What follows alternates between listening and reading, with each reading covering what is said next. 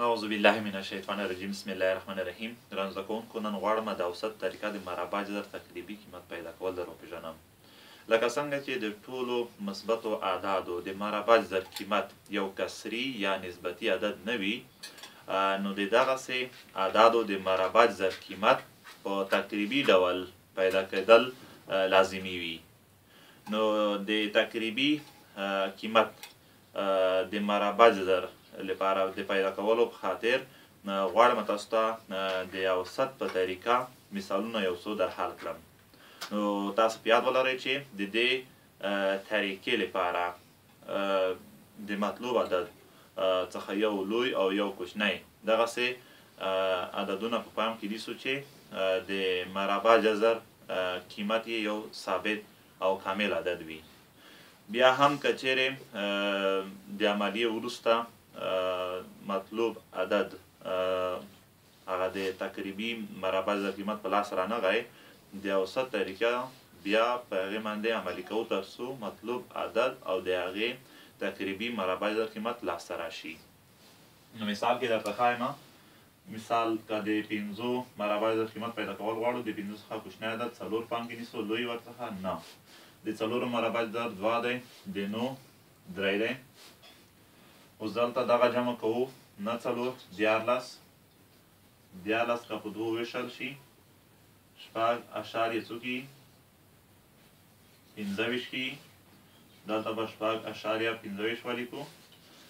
2 او 3 که جمع شي څو کېږي 15 15 که په 2 وویشل شي څو کېږي 2 اشاریه 15. په یاد ولرئ چې اوسط دې ته ویل کېږي چې د ارقامو مجموعه تقسیم د ارقامو په شمېر باندې. دلته 2 رقمونه دي نو ځکه یې په 2 باندې ویشو. دلته هم 2 رقمونه دي نو ځکه یې په 2 باندې ویشو. 2.15 قیمت لاسته راغی، دلته یې لیکو. اوس دغه عدد 15 نه دی، په دې معنا چې 15 بیا هم له دې څخه کوچنی دی. 15 له دې څخه کوچنی دی او د 4 څخه لوی دی.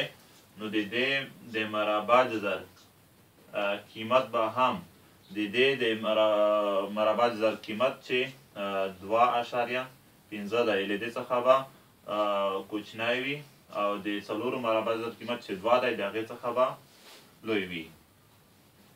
اوس بیا دغسې عملیه تکراروو چې دا 2 عددونه سره جمع کوو، بیا یې په 2 باندې ویشو.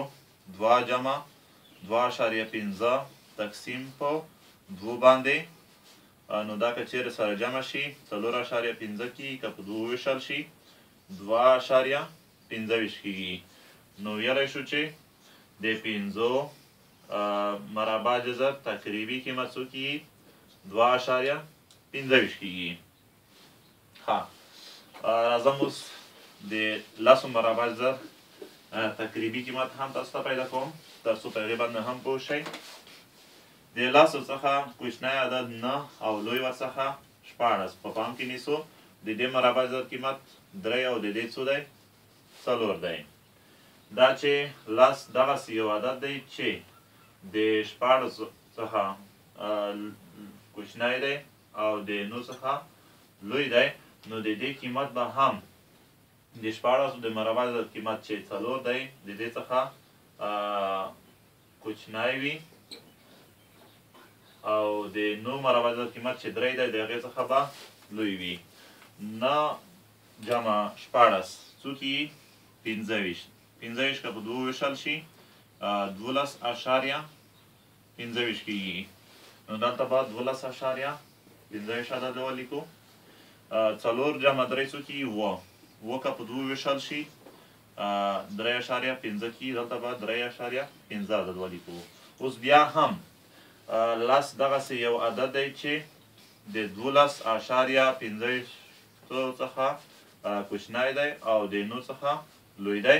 بیا هم ویلی شو چې د 10 تقریبي د مربع جذر قیمت چې دی هغه به د دې د مربع جذر قیمت چې 3.15 کېږي کوچنی وي او د 9 د مربع جذر قیمت چې 3 دی هغې څخه به لوی وي. نو بیا د دې لپاره دغه 2 عددونه جمع کوو. 3 جمع 3.15 تقسیم پر 2 څو به شي 6.15 تقسیم پر 2. د دې حاصل څو دی 3.25 نو ویلی شو چې د لسو مربع جذر تقریبي قیمت 3.25 کیږي. ګرانو زده کوونکو درس دې په همدغه ځای بس وي. بیا چې له یوه نوي درس سره حاضرېږم د الله په امان.